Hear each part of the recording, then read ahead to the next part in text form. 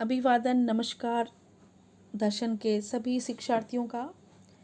आज का हमारा प्रतिपाद्य विषय है योग दर्शन एक परिचय। भारतीय दर्शन मूल रूप से दो भागों में विभाजित है। एक है आस्तिक दर्शन और नास्तिक दर्शन। वेद के दृष्टिकोण से जीवन दर्शन की व्याख्या करने वाले दर्शन आस्तिक कहे जाते हैं। योग शास्त्र आस्तिक दर्शनों के अंतर्गत आते हैं।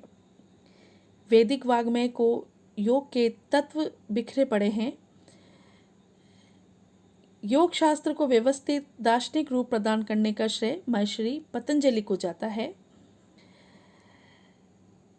वेद आस्तिक दर्शनों में सम्मिलित किए जाते हैं। हमारा अध्ययन का केंद्र बिंदु यहाँ महर्षि पतंजलि कृत योग सूत्र रहेगा। जो व्यक्ति आत्म साक्षात्कार के जिज्ञासु हैं, उनके लिए महर्षि पतंजलि का योग दर्शन अमूल्य निधि है। जो शरीर, इंद्रिय, मन के समस्त बंधनों से रहित शुद्ध आत्मा का दर्शन करना चाहते हैं, उनके लिए योग एक महान साधन है। महर्षि पतंजलि के नाम पर ही यह पातंजल दर्शन भी कहलाता है। पातंजल सूत्र या योग सूत्र ही इस दर्शन का मूल ग्रंथ है। योग दर्शन पर व्यासकृत प्रसिद्ध भाष्य है, जो व्यास भाष्य या योग भाष्य कहलाता है। विज्ञान भिक्षु का योग वार्तिक और योग सार संग्रह भी योग दर्शन का एक उपयोगी ग्रंथ है। पतंजलि योग सूत्र 4 भागों में विभक्त किया गया है। 4 पद हैं इसके। पहला है समाधि पाद, दूसरा है साधन पाद, तीसरा विभूति पाद और चौथा है कैवल्य पाद।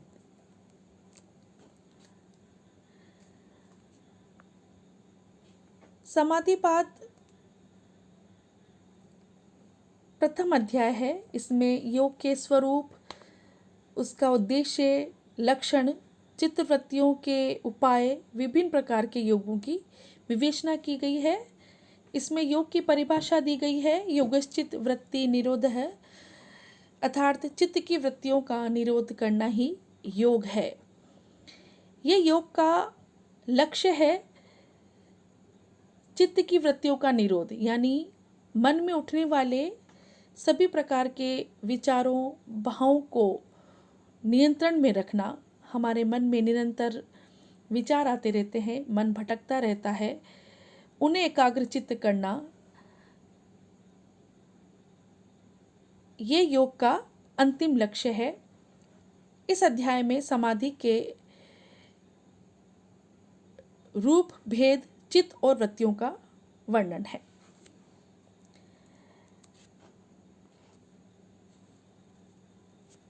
अगला अध्याय है साधन पाद। इसमें क्रिया योग, क्लेश, कर्मफल, उनका दुखात्मक स्वभाव, दुखादि चतुष्टय आदि विषयों का वर्णन है।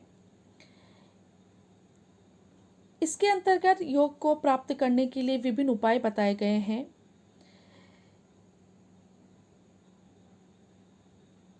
क्रिया योग के अंतर्गत तप, स्वाध्याय, ईश्वर प्राणी ध्यान समावेश किया गया है।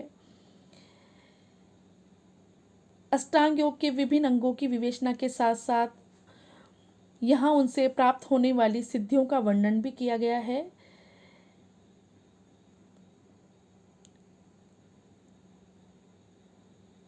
इस अध्याय में यम, नियम, आसन, प्राणायाम, प्रत्याहार, धारणा, ध्यान, समाधि, योग के अष्टांगिक मार्ग के सभी प्रचलित साधना पद्धति, योग विषयक सभी पद्धतियों का उल्लेख किया गया है।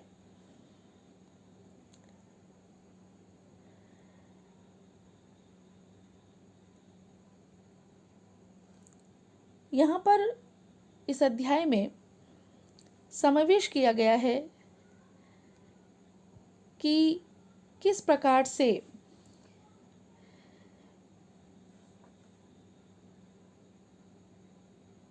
पुरुष अविद्या के कारण मोह में बंधा रहता है और विवेक ज्ञान प्राप्त होने पर मोक्ष को प्राप्त करने के लिए अष्टांगिक मार्ग की ओर बढ़ता है।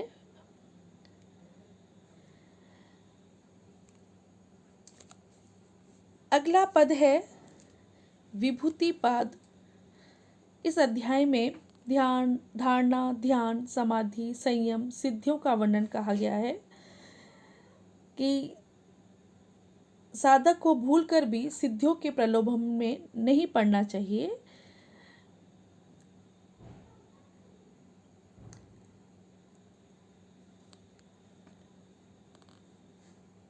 यहाँ दार्शनिक विषयों का उल्लेख पहले के अध्यायों की अपेक्षा बहुत कम देखने को मिलता है। दार्शनिक विषयों में धर्म, धर्मी आदि का स्वरूप, चित्त के परिणाम आदि की विवेचना मिलती है। इसके साथ साथ धारणा, ध्यान, समाधि को सम्मिलित रूप से संयम के रूप में बताया गया है। इन सभी विषयों के साथ साथ इस अध्याय का प्रमुख विषय संयम जनित विभूतियों का वर्णन है। इसी के कारण इस अध्याय का नाम विभूति पाद रखा गया है।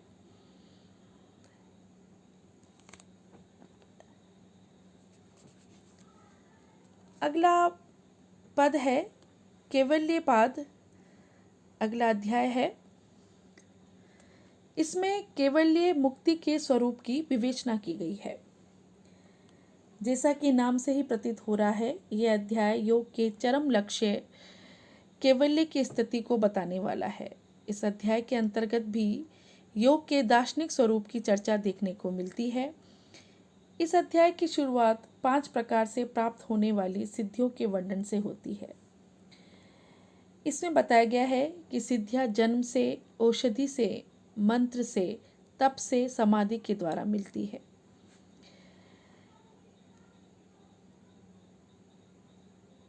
जिसमें बाद में समाधि जन्य सिद्धि को शुद्ध माना गया है, शुभ माना गया है।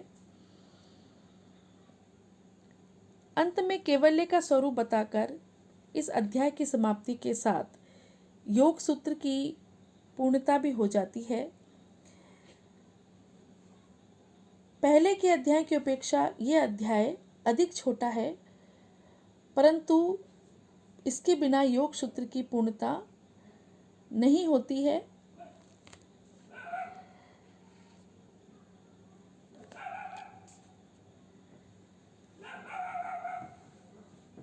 हमें यहाँ पे ये भी समझना होगा कि सांख्य और योग में एक घनिष्ठ संबंध है। सांख्य के सिद्धांत का व्यवहारिक जीवन में प्रयोग ही योग है। योग के विषय में सांख्य का जो विचार है, ज्ञान के विषय में जो सांख्य का विचार है, उसे योग भी मानता है। योग सांख्य के 25 तत्वों को भी स्वीकार करता है, परंतु उसमें एक तत्व ईश्वर को और जोड़ देता है। सांख्य के मत अनुसार विवेक ज्ञान ही मुक्ति का साधन है। योग इस बात को मानते हुए बताता है कि योगाभ्यास ही विवेक ज्ञान का साधन है। आत्मोन्नति के साधन के रूप में योग की महत्ता को भारतीय दर्शनों ने स्वीकार किया है।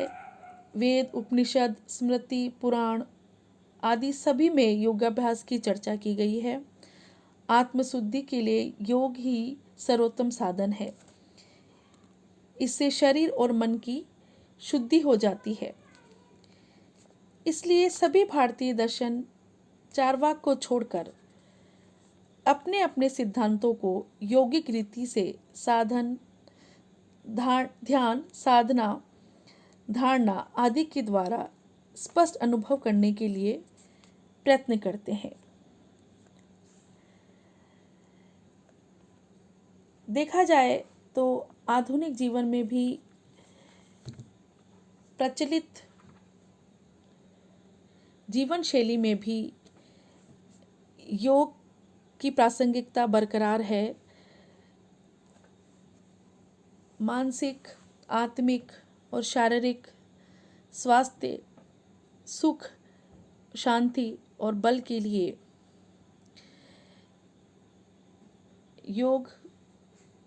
योगाभ्यास उतने ही जरूरी हैं, उतने ही प्रासंगिक है।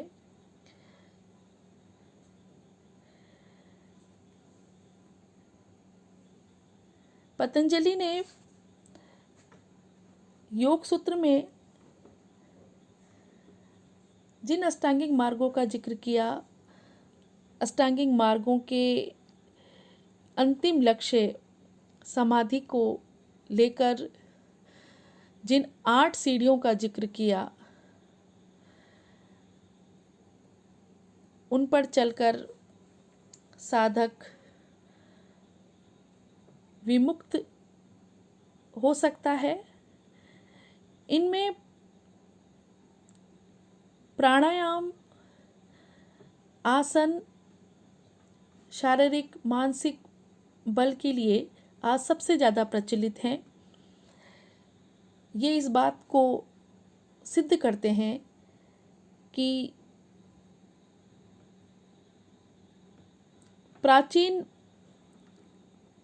इतने प्राचीन काल की विधा योग